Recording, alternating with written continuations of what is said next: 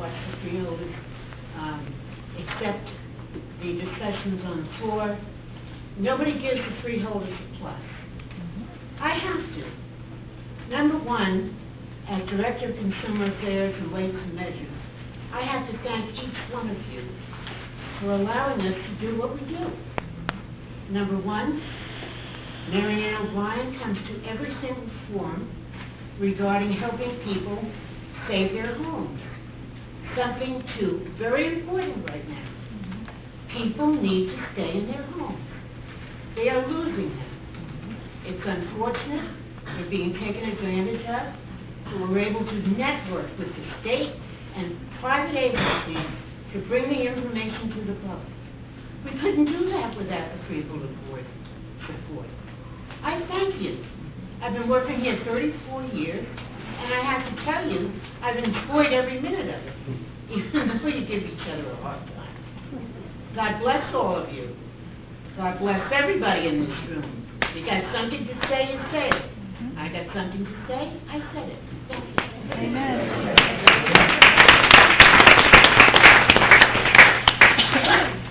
Anyone else? One will close the public portion. And we will move on to comments by the freeholders. Freeholder Reinhardt. Thank you, Director. This evening we witnessed one student receiving a certificate and an award of money through NDEC, and also another student that did not attend this evening was awarded money. I have advocated this board to be active members of NJAC, the New Jersey Association of Counties, and it falls on deaf ears. And this is clearly what NJAC does, the national and the state level. They are our voice, and they research, develop programs that we don't have to do and go back and reinvent the wheel. I have asked continuously through this year if we were members of the national, and Mr. Gargani, Director Gargani, told me we were because they didn't charge us a fee this year, and also about the New Jersey Association of Counties. And I never really got an answer regarding if we were paid members of NJAC. So I guess my question to you this evening is, are we paid members of NJAC? It shouldn't be, no. Okay. Now, I sent an email to the treasurer, and I had asked him if we paid our dues for 2011. I didn't get a response back. I did, Mary. It was about 5 to 5, so maybe it didn't come to you, but I did answer you. Okay, and could you give me what that response The answer was we did pay. We renewed our dues in November, October, November. Okay, you renewed our dues for NJAC. For NJAC, yes, ma'am. And for what year, 2011? Yes, ma'am. And we renewed them when, and when did we pay those dues? The requisition purchase order was cut in October. We paid the bill sometime late October. Okay, because also I had asked you where it was in the budget. And I know, I answered that as well. There's a coupon. A coupon is an object code. It's in the Office of the Clerk's budget, and it was in the general category of memberships and subscriptions. And that's where it was paid from. Okay, it was paid from there, but where was it approved for us to be paid members? Because this board, not me, but this board voted against being paid members of NJAC. I'm just trying to determine how we got here. Again, I was not here. Here's what happened. There was confusion last year with our previous treasurer in terms of NACO versus NJAC. There was money that was carried over from either 2009 to 2010 that was actually used to pay this. This was not an editorial issue. This was a miscommunication with our previous treasurer. It's that simple. There's nothing more to it than that.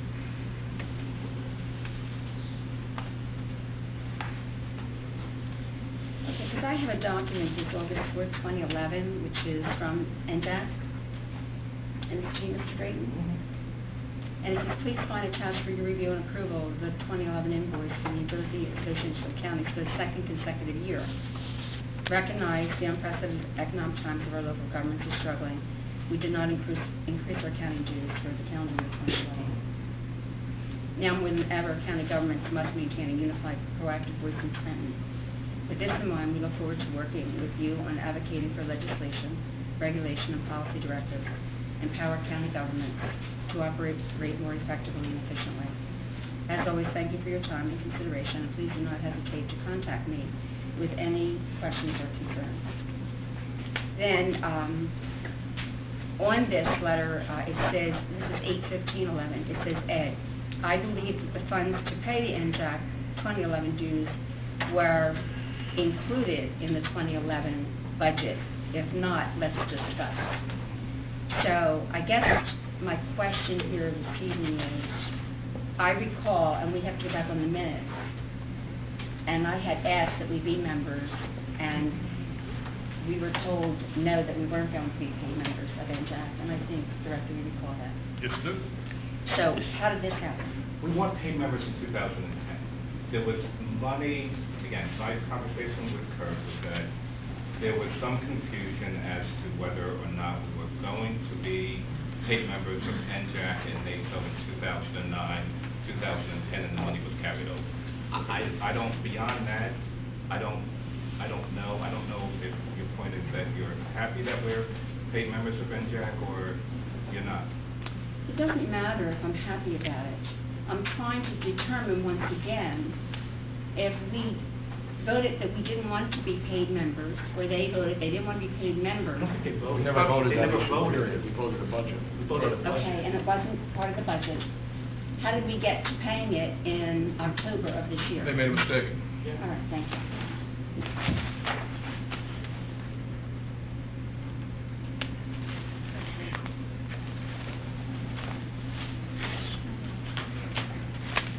And this is Director Gargano. Yes. I had put a request in for a proclamation. And that proclamation that I requested through Ralph Schrum, that we award a proclamation to the 5 nominees for the New Jersey Hall of Fame. And Ralph responded back to me that you instructed him not to prepare these proclamations. Yep. And that you will decide to do this in the beginning of 2012. I think we'll have a conversation of, I don't think I said that. I said that. Well, I'm just telling you what was I thought there was someone who's going to be, these were nominees, correct? Exactly. And what my opinion was is we were going to, a proclamation like that, it should be an event that we're going to, or you're going to, or someone's going to, and it should be the persons that are put into there. Not just the nominees, but the people who are actually awarded those positions. That's a monumental Who are you going to give it to? recommendation to those organizations Who are they? that are either affiliated No. with those First 5 of all, historical no. members. First of all, you never requested it of me. You sent it to Ralph. So first of all, you could have sent it to me, and you could have told me where you're going to go with it and what you're going to do. Because normally when we do a proclamation, we know who they're going to, where they're going to, the event they're being done to.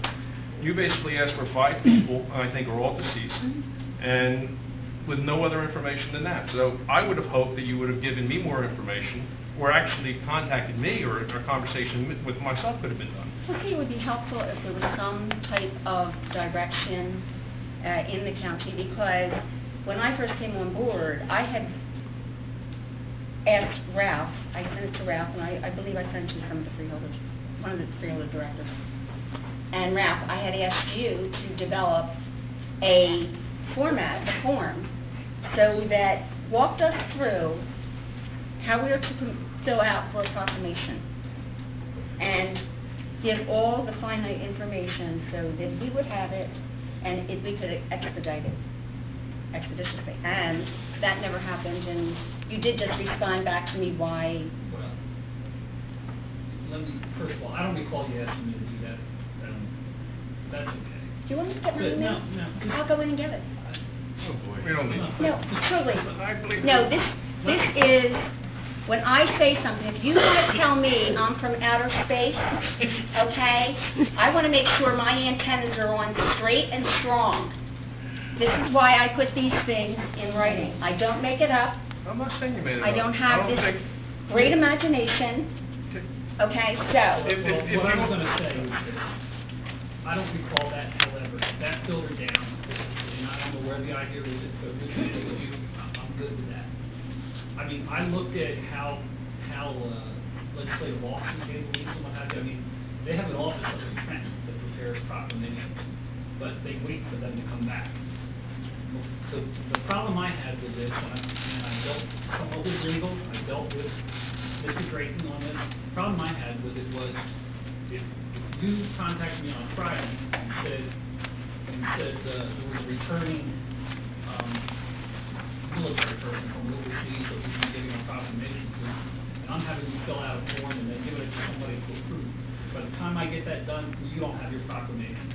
And I had this situation with you, and I had it with Mr. Donnelly on a couple. So my feeling was, I just don't feel like I should be signing off on proclamations. Somebody should. And I just routinely said, Bruce, sorry, freeholder director. I'm Bruce. Yeah. You know, I've got a request for a proclamation. And he always said, fine. And I sent this one to him, and his response to me, and I shouldn't speak for you, but I will, was, we're dealing right now with folks who are deceased. We're not sure which one to give them to. Perhaps we should wait and see if any of these people actually get into the New Jersey Hall of Fame. I mean, that's what transpired.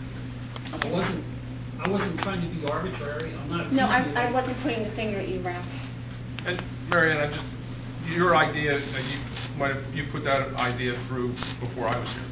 So, but a while ago, we had that conversation about trying to find some sort of a process, and the timeline is the difficult Well, part. actually, I did in 2010. I had the email. To me? I sent to Okay. Bruce, and he talked to you, so I don't know where it Okay, went. well, great minds Didn't think go alike anywhere. then, so, I mean, I think, I'm just saying that there's a difficulty in trying to fine tune it to that degree. Okay, as long as I can understand exactly what the line and reason is. Well, number 19 of the agenda, and it's dealing with the Bolingborough Lake and the design. And I explained to Cotton a presentation that was quite impressive and very colorful and very detailed. And I had some questions because I was doing some research on the background of this. At one point in time, and this is right there, the that Willingboro owed the county money on this property. Had those monies ever been totally satisfied? Willingboro does not owe us money. Willingboro owes the state of New Jersey the acres program money. When this property was acquired, the county agreed to pay that Green Acres loan on behalf of Willingboro. $500,000. It's about $30,000 a year over 20 years, and I believe that principal amount was $500,000. Okay. Okay, to answer my question, are there any monies owed by us or Willingboro to the state's Green Acres? We have the ongoing obligation to repay the loan portion of the Green Acres funding. And we being the county? We do the county. Okay, and out of that 20 years, how many years remain?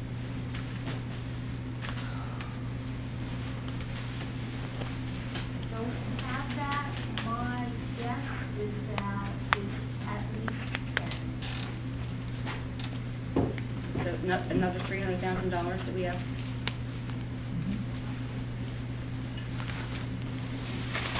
And I'm sure this all went through legal, and it talked about somewhere in a document that I saw that if this property was sold or transferred to another ownership,